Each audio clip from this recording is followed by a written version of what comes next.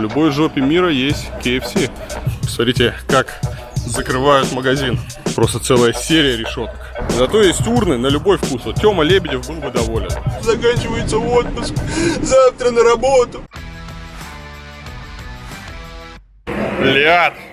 Лиад — это карибская маршруточка. Летает с острова на остров. Компанию не любят, потому что она постоянно задерживает свои рейсы, отменяет, и очень непостоянно, у нее низкий рейтинг, но по многим направлениям просто нет ей альтернативы. Но в нашем случае, на удивление, самолет прилетел вовремя.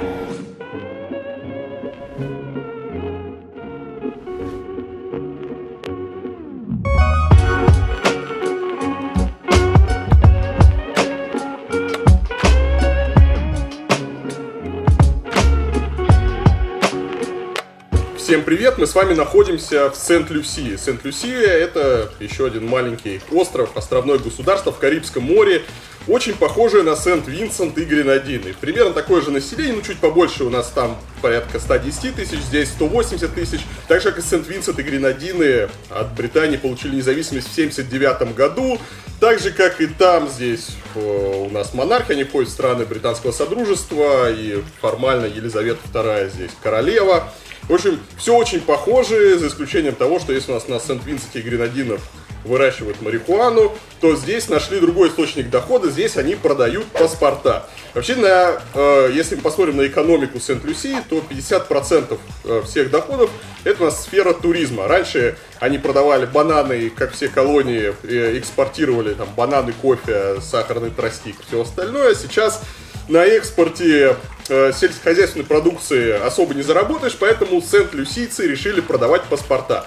Всего за 110 тысяч долларов можно купить себе паспорт и стать гражданином Сент-Люсии. При этом у паспорта много плюсов. Самое главное, вам не нужно здесь жить, можно вообще даже здесь не появляться. То есть вы просто можете дать им бабло, они дадут вам паспорт. А на семью есть, кстати, скидки. Есть скидки на семью всего 213 тысяч долларов на семью из 4 человек, вам всем дадут гражданство Сент-Люсии. Еще есть несколько вариантов получить гражданство. Это купить здесь недвижимость на 300 тысяч долларов минимум, тогда вам тоже дают гражданство, или инвестировать в государственные облигации Сент-Люсии, если вы вдруг доверяете гособлигации Сент-Люсии, $500 000, и тоже получаете гражданство.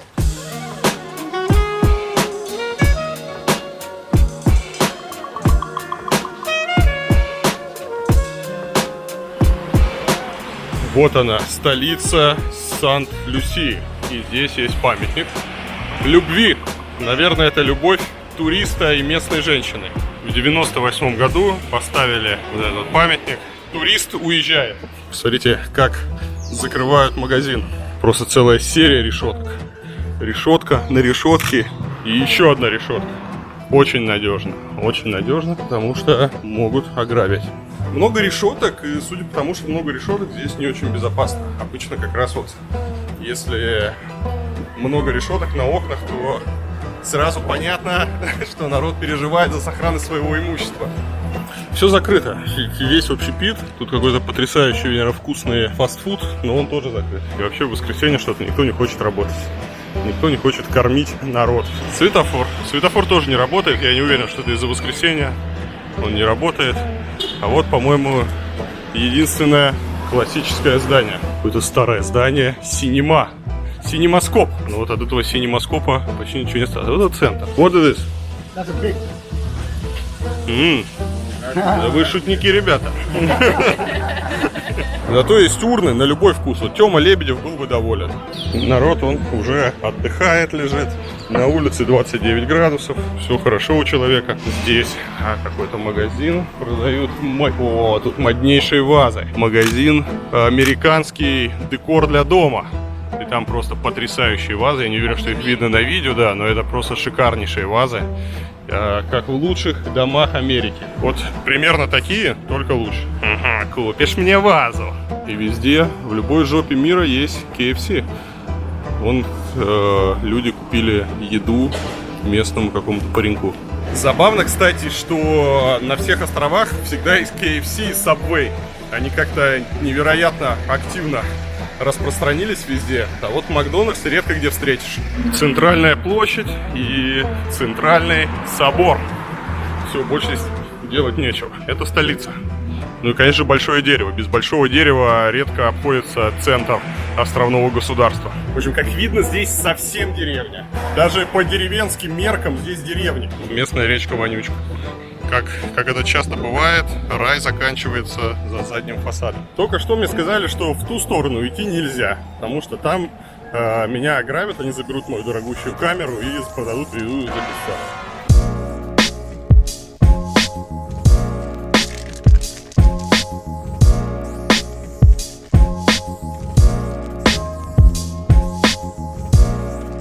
Еще в центре города по будним дням с 6 утра до 5 вечера платная парковка. Ну и стоит отметить здесь такие вот невероятной красоты лавочки. Ну, понятно, что лавочки были сделаны до того, как эта прекрасная страна стала независимой. Да, лавочки очень крутые.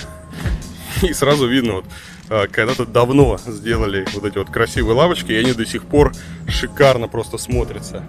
Вот когда-то сделали вот эту вот убогую примитивную ограду, и она выглядит как говно, даже не важно, когда они ее сделали. Здесь еще немножечко такой деревянной колониальной застройки осталось, и все. Это вот центр, а больше ничего нету. А это старая, уже не работающая система оплаты чего-то. Непонятно. Это здание почты, но здесь какая-то непонятная система размена монет.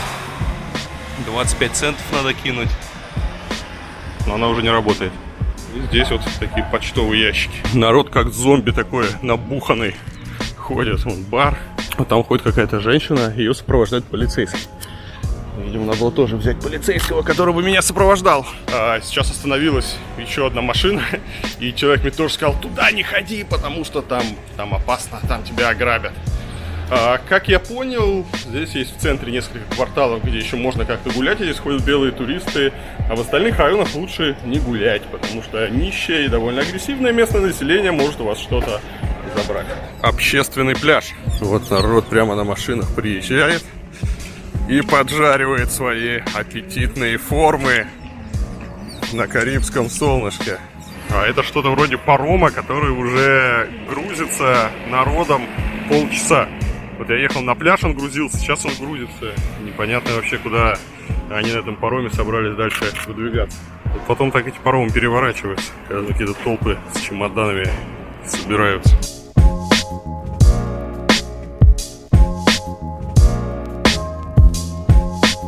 Вот у них есть собор. В соборе выбиты все стекла. Это главная достопримечательность нашей деревни. Зато они очень мило раскрасили его голубеньким цветом. Также, кстати, да, здесь притесняют права сексуальных меньшинств. И есть статья за гомосексуализм мужчин. При этом притесняют только мужчин. Женщины могут делать все, что угодно, а с мужчинами проблемы. Мужчин на 10 лет кидают в сент-люсийские тюрьмы за гомосексуальную связь. И, кстати, в Уголовном кодексе есть даже такое понятие содомия.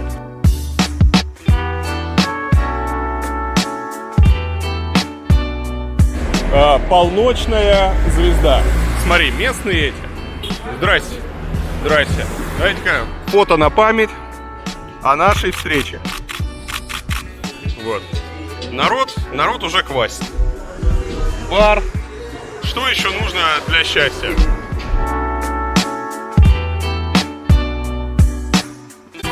Петух. Кс-кс-кс.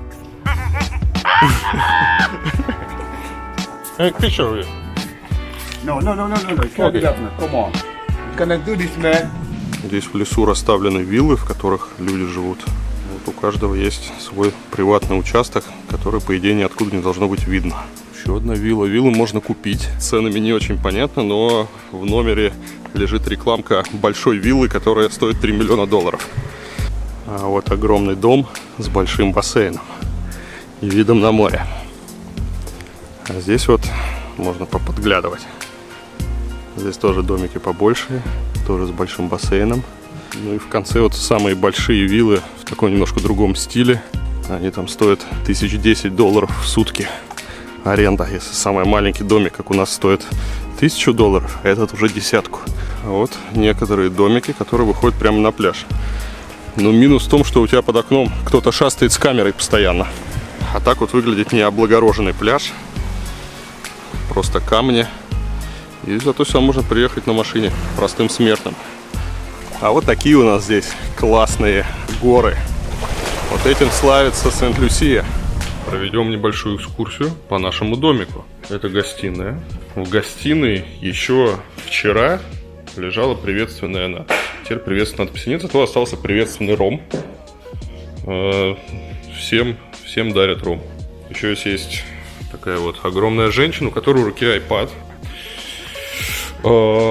Этот iPad со всей полезной информацией. И тут можно заказать еду, есть обзор этого курорта. Здесь такая вот ванная, которой непонятно кто пользуется, потому что такими ваннами пользоваться ужасно неудобно. Но самое главное, здесь есть большая терраса. Большая терраса и бассейн. Вот приватный бассейн в этом маленьком чудо-домике с лежачками. И там еще участок наш, и это душ. Вот такой вот домик для 2 человек. С бассейном, с 2 комнатами, 2 санузлами. Что еще нужно для счастья? Пишите, кстати, насколько вообще интересны обзоры отелей и чего-то такого. Я не знаю, я обычно про это никогда не снимаю, но смотрю на других YouTube-каналах, периодически что-то такое появляется. Наверное, людям интересно смотреть. Напишите в комментах, насколько вам это интересно.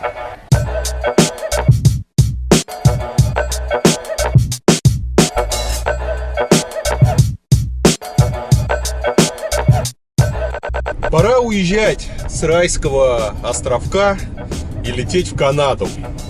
Все хорошее когда заканчивается. Заканчивается этот отпуск. Вообще я, если честно, ненавижу эти острова. Я не понимаю, почему люди их любят. Ну, то есть, понятно, когда людям нравится Париж, или людям нравится Лондон, людям нравится Нью-Йорк, люди влюблены в Москву и даже в Омск. Ну, как можно любить вот эти вот острова, совершенно неясно. Кстати, здесь нужно учитывать, я так читаю в комментариях, говорят, это лучше, чем в России совсем нет. В России, по крайней мере, у вас есть теоретически какие-то возможности для развития.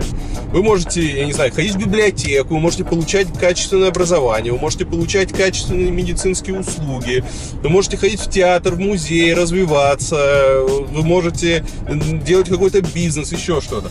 На этом острове сделать нельзя вообще ничего. Тут ничего нету. Тут нет ни одного музея, нет ни одного театра. Тут ты тухнешь, тупеешь, и ты превращаешься в кокосовый орех, который греется на пляже. В чем кайф, ребята, в чем кайф? Это вот этот вулканический остров, все поросло этими джунглями, это полнейшая нищета, это отсутствие вообще какой-либо там инфраструктуры. Это вот какие-то остатки старых колониальных там зданий, какой-то один убогий собор и все. Ну, то есть, если вас не интересуют пляжи, то это страшная пытка ездить по этим островам. Можно меня пожалеть, можно поставить лайк в комментах и пожалеть меня. Как мне тяжело приходится здесь. Я должен вам еще кое в чем сознаться. Да, я извиняюсь, что я не смотрю в камеру, потому что я смотрю на дорогу. Здесь такой довольно жесткий серпантин, поэтому в камеру смотреть не буду. Итак, я должен вам кое в чем сознаться. Дорогие друзья, я не люблю плавать. Я не люблю воду, я не люблю купаться. Однажды, пару лет назад, у меня был такой жесткий трип по Карибским островам. Я посетил, наверное, 10 карибских государств небольших сразу, и у меня даже в багаже не было плавок, потому что я не плаваю. Я не понимаю, в чем прикол купаться в море. Ну, во-первых, по-моему, это опасно. Там может свести ногу, могут какие-то отвратительные морские животные тебя цапнуть. Я не знаю. Во-вторых, вода соленая. Отвратительная соленая вода. Она попадает в глаза, в уши. Потом от этой воды надо отмываться.